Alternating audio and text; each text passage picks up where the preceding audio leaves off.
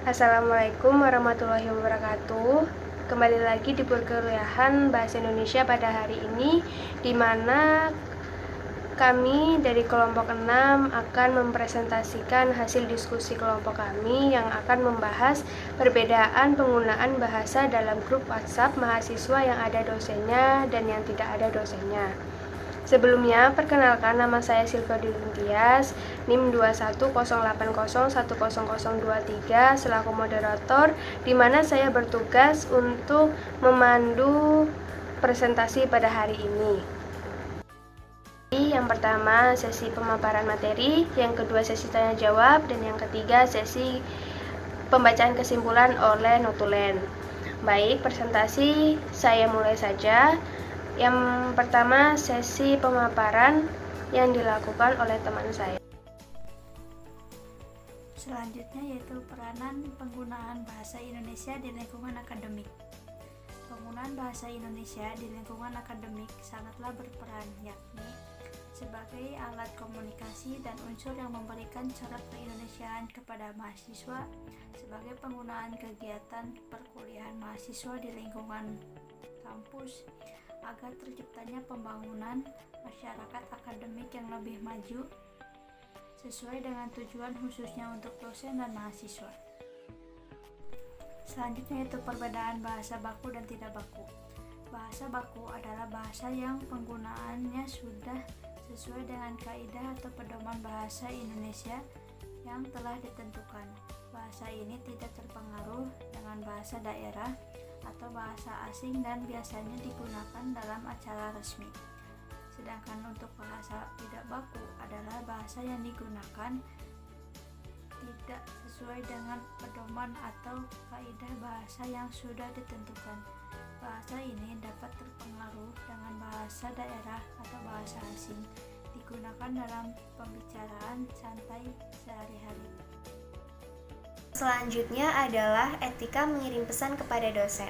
Sebelum kita mengirim pesan kepada dosen, kita harus memperhatikan beberapa etika. Yang pertama, memilih waktu yang tepat, yaitu pada jam kerja. Yang kedua, menggunakan bahasa yang formal. Yang ketiga, mengucapkan salam. Yang keempat, memperkenalkan diri yang lengkap. Yang kelima, menjelaskan maksud dan tujuan. Dan yang terakhir, merespons segala bentuk informasi dari dosen. Berikut adalah contoh etika berkomunikasi melalui chat dengan dosen. Yang pertama, mengucapkan salam. Yang kedua, memperkenalkan diri. Dan yang terakhir, menjelaskan maksud dan tujuan. Berikut adalah perbedaan antara berkomunikasi melalui chat dengan dosen dan berkomunikasi melalui chat dengan teman. Yang pertama, ketika kita berkomunikasi dengan dosen, waktunya terbatas, sedangkan pada teman waktunya tidak terbatas. Yang kedua, ketika kita berkomunikasi dengan dosen itu tidak menggunakan bahasa sehari-hari, melainkan menggunakan bahasa yang formal. Sedangkan ketika kita berkomunikasi dengan teman itu menggunakan bahasa sehari-hari. Yang ketiga, ketika kita berkomunikasi dengan dosen itu wajib mengucapkan salam. Sedangkan ketika kita berkomunikasi dengan teman tidak perlu mengucapkan salam. Dan yang terakhir, ketika kita ingin berbicara melalui telepon dengan dosen itu harus mengkonfirmasikan terlebih dahulu dengan dosen. Sedangkan ketika dengan teman tidak perlu mengkonfirmasikan terlebih dahulu. Selanjutnya sesi kedua yaitu sesi tanya jawab. Di sini saya akan memberikan kesempatan untuk 3 orang pertama untuk bertanya. Sesi yang ketiga yaitu sesi menyampaikan kesimpulan oleh notulen. Jadi kesimpulan presentasi kali ini yaitu yang pertama, penggunaan bahasa Indonesia di lingkungan akademik sangat berperan, yaitu sebagai alat komunikasi, sebagai penggunaan kegiatan perkuliahan, dan lain-lain.